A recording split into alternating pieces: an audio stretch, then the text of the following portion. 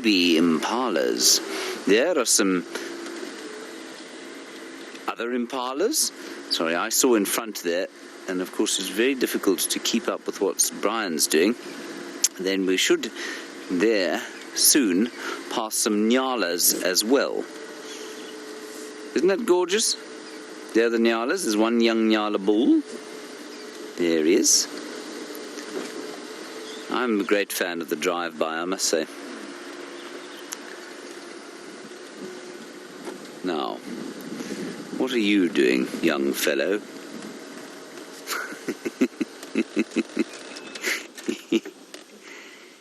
He looks very surprised.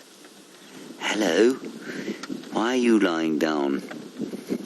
Are you ruminating on something? Some new grass?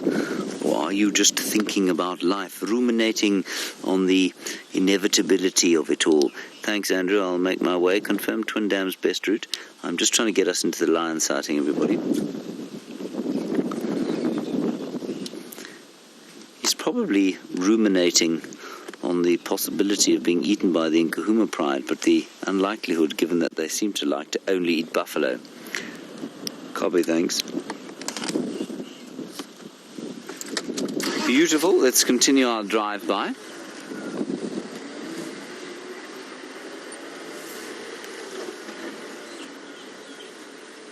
Now, shall we go all the way around? No, let's go through the middle. Let's go through the middle here.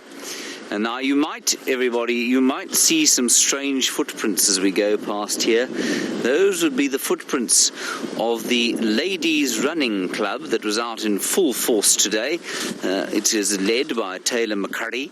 You can ask her about that when you see her next. It is joined by Rebecca Christensen and by Geraldine the Cheesecake Kent, who has yet to make her promised cheesecake since her return from leave. Anyway, they were thundering up and down this road, making me look very, very unenthusiastic in my exercises today. So there we are. This is where they began, and we might be able to see their tracks. Well, we can see that, Brian.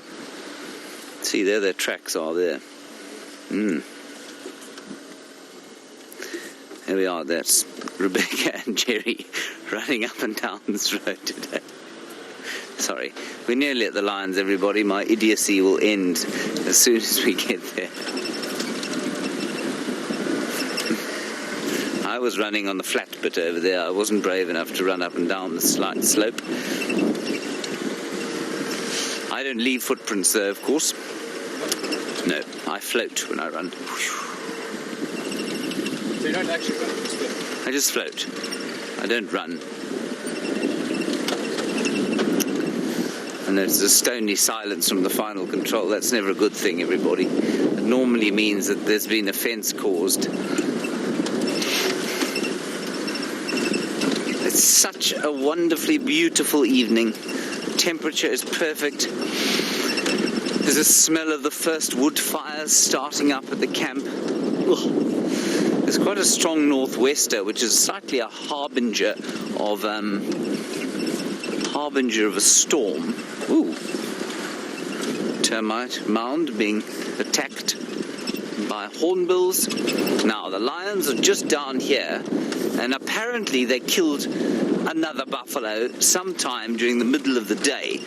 Now, we didn't hear it being killed, but we'll go in there and see, have a look. Apparently, it's quite difficult to get in there as well, but if there's any vehicle that can get in, it's one of our little Wild Earth cars. Their one redeeming feature, of course, is the fact that they can get into places that nobody else can. It's difficult to think of any other redeeming features, but anyway.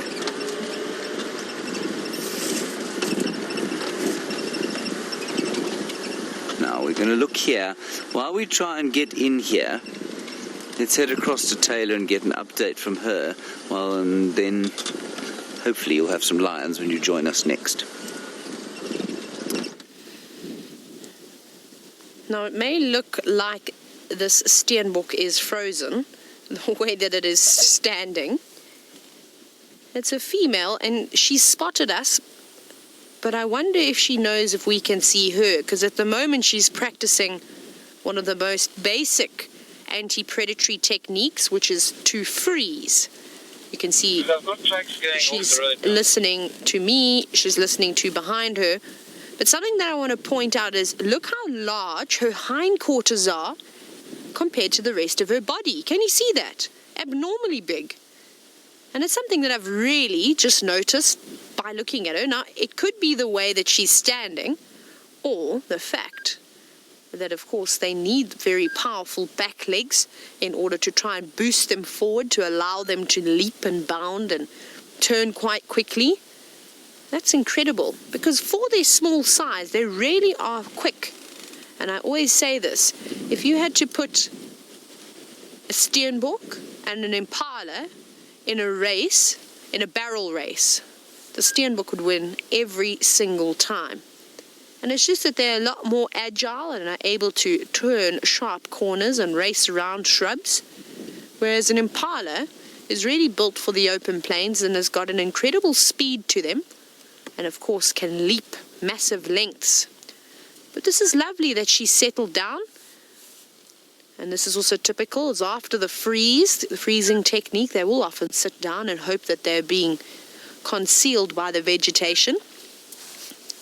And I'm sure well that the Steenbok are appreciating the grass and the leaves, not of course just to feed on, but because now they actually have some vegetation to hide on. I always feel sorry for the Steenbok and the common duiker during the winter months, the yellow season, because they really are quite vulnerable.